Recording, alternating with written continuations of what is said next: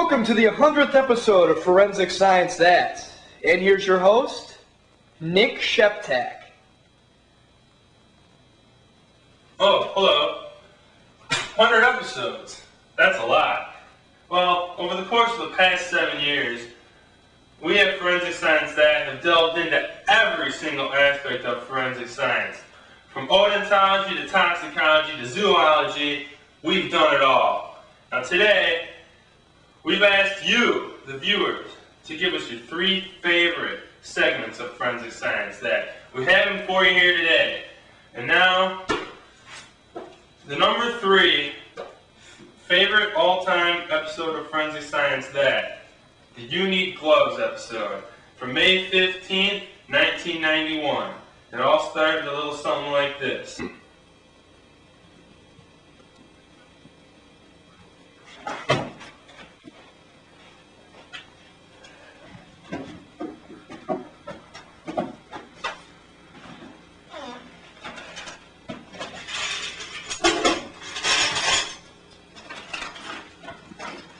Excuse me? Yeah. How you doing, man? Hey, not bad. How about yourself? Mickey Magics? No, thanks.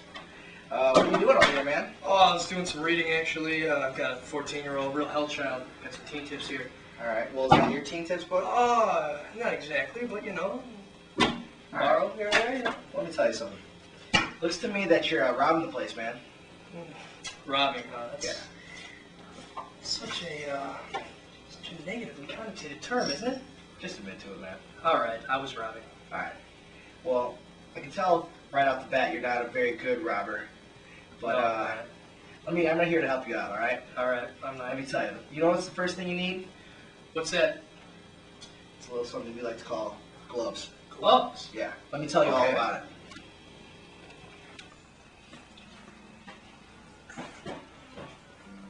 Every person has their own individual fingerprints. Every time you touch something, an oily residue is left behind in the shape of your fingerprint. Although invisible to the naked eye, fingerprinting techniques such as dusting, where a powdery dust is spread over a surface, clings to the oily residue, revealing one's fingerprint. This can be used to make fingerprints visible. It is a fact that everybody's prints are different. So knowing that, it is obvious to assume that fingerprinting is one of the top crime-solving methods forensic science has to offer. It only has one flaw, that being that if one was to wear gloves, no fingerprints would be left behind. So it goes as saying that one committing a robbery or any other type of crime, it is wise to wear gloves. Now that is telling you all about it.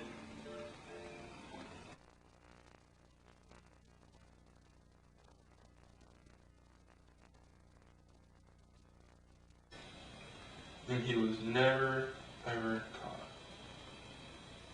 Wow. I don't know about you guys. I love that one. I didn't think he was going to get away with it.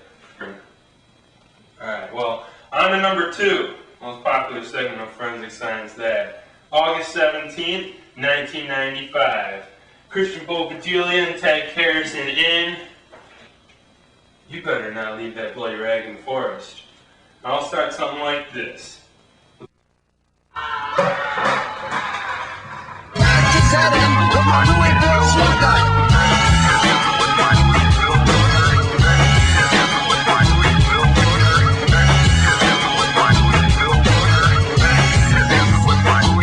I can't believe you cut me, man. Jeez. Ah!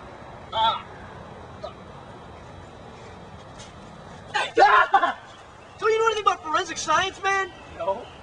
Well, you just leave your bloody rags strewn about the woods just waiting for the police to find them. Well, why is that a problem? Why isn't it a problem?